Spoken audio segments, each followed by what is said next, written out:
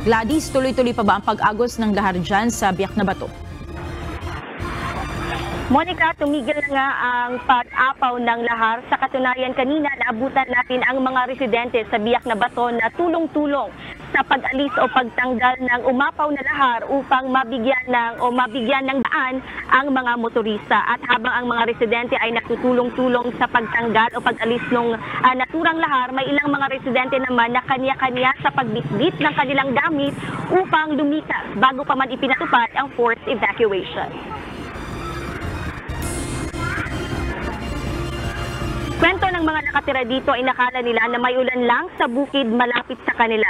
Nang bigla silang makarinig ng tila mga nahuhulog na bato na pag-aakala nila ay pumutok ang bulkan.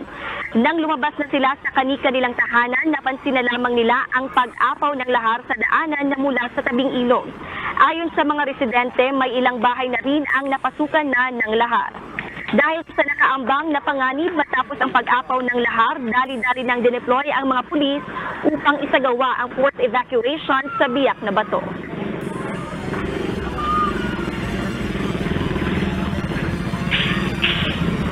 It's only a sign that the alert level 2 will not go down.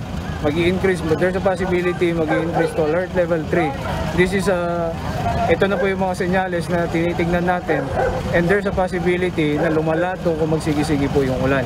Kung patuloy pong lalakas yung ulan at uulan pa, so we will not expect anything na masisecure na kuha natin sa kanila.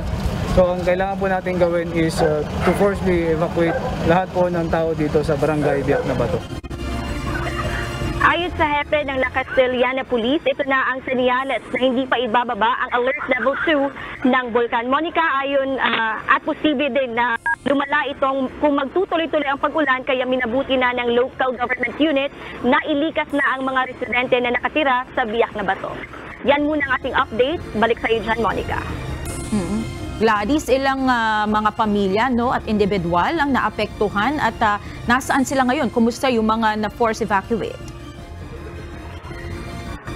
Monica, kanina sinubukan nating kausapin o tanungin ang Department of Social Welfare and Development, pero sa ngayon hindi pa nila maibibigay ang eksaktong bilang ng mga pamilya o individual na inilikas.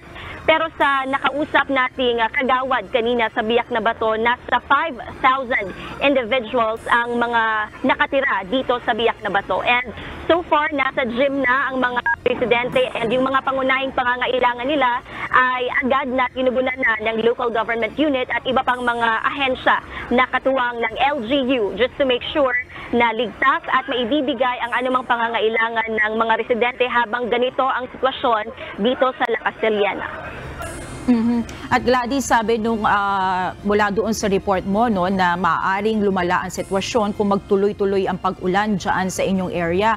Ngayon ba, kumusta ang weather dyan? Wala naman parang nagbabadya na pag-ulan muli. Monica, yan nga ang napansin natin kasi simula kaninang umaga medyo gloomy na ang weather. Though kanina sa Biak na Bato, sabi ng mga residente, wala silang napansing pag-ulan sa kanilang lugar, kaya nabigla na lamang sila na nakita nila ang pag-apaw nitong lahar sa kanilang lugar. Sige Gladys, mag-ingat kayo dyan ha. Gladys Tuwabi live mula sa La Castellana, Negros Occidental.